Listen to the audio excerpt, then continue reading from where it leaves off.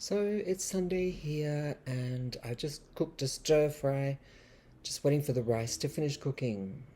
It's really important as a vegetarian to watch my nutrition, and especially living here in Sydney, where it's expensive to eat out. Not to eat out as often.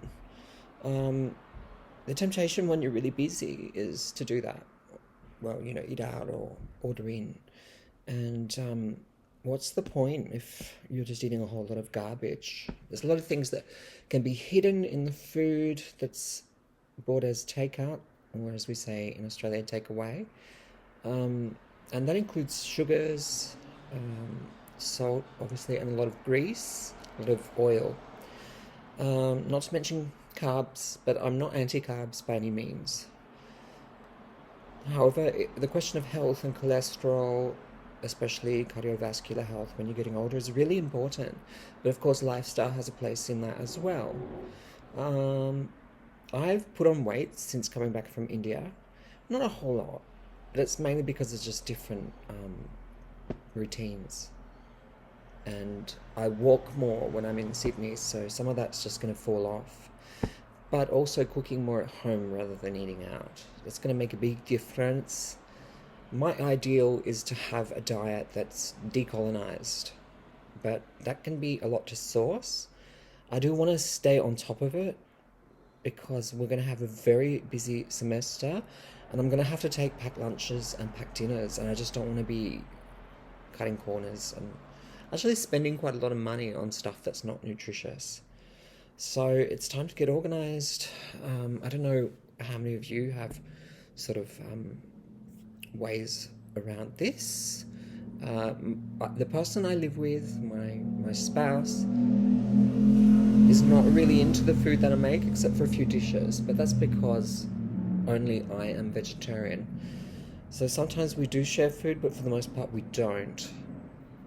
And only one of us is waged at the moment.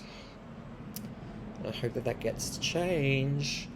And, health is so important. Sleeping properly is so important.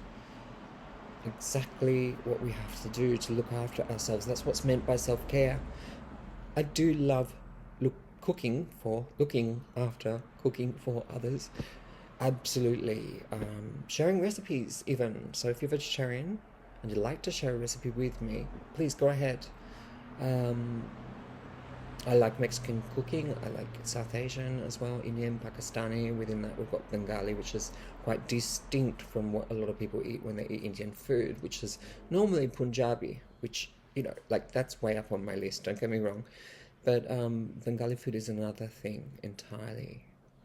So, yeah, getting creative with cooking is so good.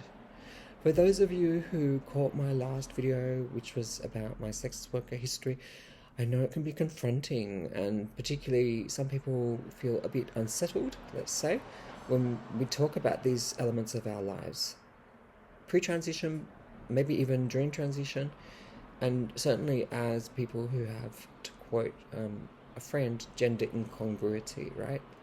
So the body politics of sex work and how it is experienced by those of us who transition is something that can set off triggers for people. So if you had a different experience and you would like to actually register that on that video, you're more than welcome. Not everyone who's trans gets involved in sex work, to be sure.